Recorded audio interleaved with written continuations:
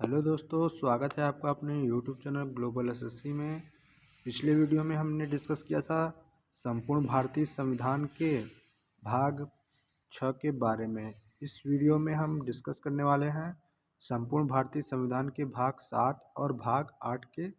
बारे में। तो आइए शुरुआत करते हैं। भारतीय संविधान का भाग 7 जो 7वां संशोधन अधिनियम 1956 द्वारा निरस्त कर दिया गया है, अतः इसके अंतर्गत कोई भी अनुच्छेद वर्णित नहीं है। अब हम जानेंगे भारतीय संविधान के भाग 8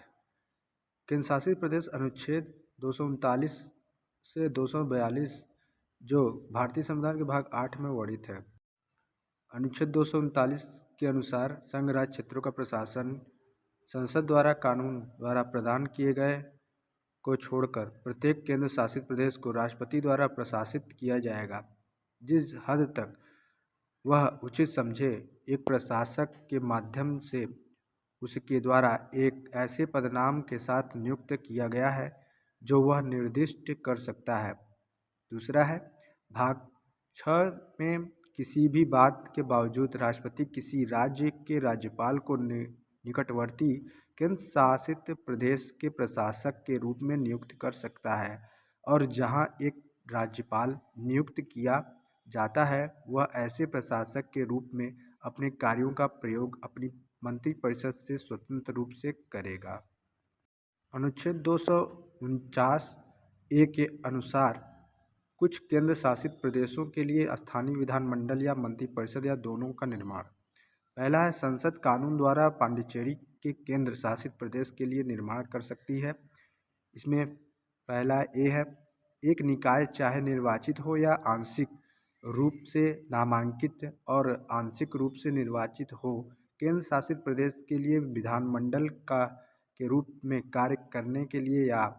एक मंत्रिपरिषद या दोनों ऐसे संविधान शक्तियों और कार्यों के साथ प्रत्येक मामले में जैसा कि कानून में निर्दिष्ट किया जा सकता है। अनुच्छेद 239 ए के अनुसार दिल्ली के संबंध में विशेष प्रावधान। पहला है संविधान 59 संशोधन अधिनियम 1991 के प्रारंभ होने की तारीख से दिल्ली के केंद्र शासित प्रदेश को राष्ट्रीय राजधानी क्षेत्र दिल्ली कहा जाएगा। इसके बाद इस भाग में राष्ट्रीय राजधानी क्षेत्र के रूप में संदर्भित है और अनुच्छेद 239 के तहत नियुक्त प्रशासक को उपराज्यपाल के रूप में नामित किया जाएगा। दूसरा है राष्ट्रीय राजधानी क्षेत्र के लिए एक विधानसभा होगी और ऐसी विधानसभा में सीटें प्रादेशिक निर्वाचन क्षेत्रों से सीधे चुनाव द्वारा चुने गए सदस्यों द्वारा भरी जाएगी। अनुच्छेद 239 ए के अनुसार दिल्ली के संबंध में विशेष प्रावधान है बी वाला, विधानसभा में सीटों की कुल संख्या अनुसूचित जाति के लिए आरक्षित सीटों की संख्या, राष्ट्रीय राजधानी क्षेत्र का प्रादेशिक निर्वाचन क्षेत्रों में विभाजन आधार सहित ऐसे विभाजन के लिए और विधानसभा के कामकाज से संबंधित अन्य सभी मामले संसद द्वारा बनाए गए कानून द्वारा विनियमित होंगे। सी है अनुच्छेद 324 से 327 और 329 के प्रावधान इसके संबंध में लागू होंगे। राष्ट्रीय राजधानी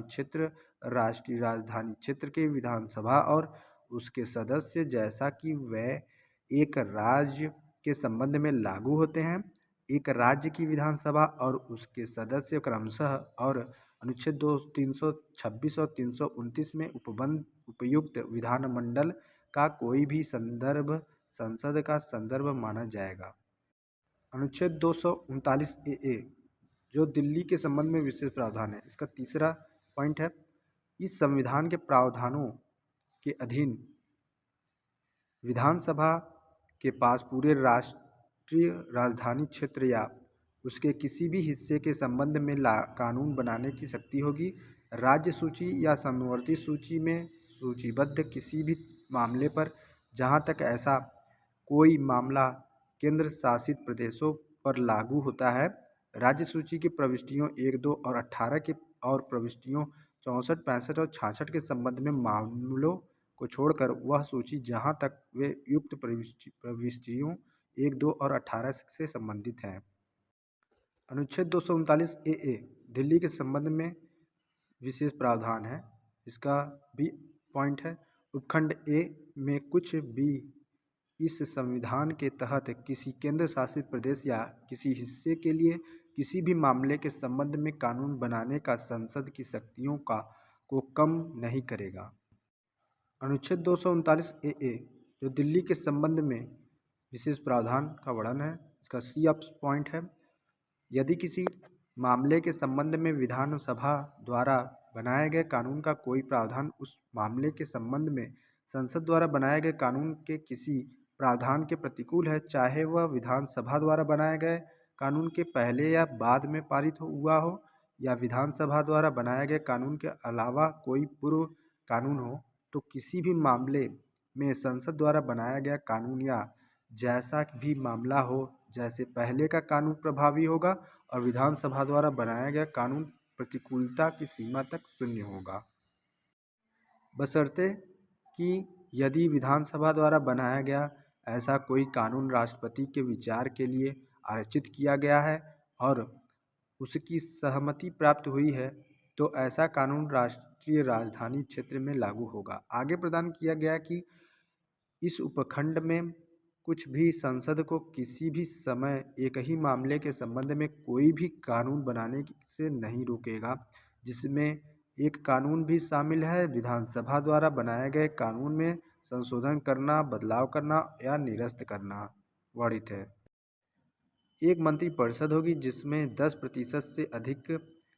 सदस्य नहीं होंगे। विधानसभा में सदस्यों की कुल संख्या में से जिन मामलों में के संबंध में विधानसभा के पास कानून बनाने की शक्ति है, उनके संबंध में उपराज्यपाल को अपने कार्यों के अभ्यास में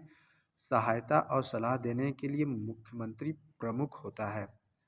सिवाय इसके कि जहाँ तक कि किसी कानून द्वारा या उसके तहत उससे अपने विवेक से कार्य करने की अपेक्षा की जाती है, बशर्ते कि किसी भी मामले पर उपराज्यपाल और उनके मंत्रियों के बीच मतभेद की स्थिति में उपराज्यपाल इससे को संदर्भित करेंगे राष्ट्रपति निर्णय के लिए और राष्ट्रपति द्वारा उस पर दिए गए निर्णय के अनुसार कार्य करने के लिए, और इस तरह के निर्णय के लंबित रहने तक यह उपराज्यपाल के लिए किसी भी मामले में सक्षम होगा जहां मामला उनकी राय में बहुत जरूरी है कि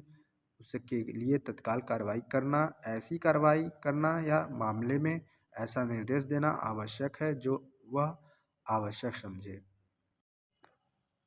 5वां पॉइंट है, मुख्यमंत्री की नियुक्ति राष्ट्रपति द्वारा की जाएगी और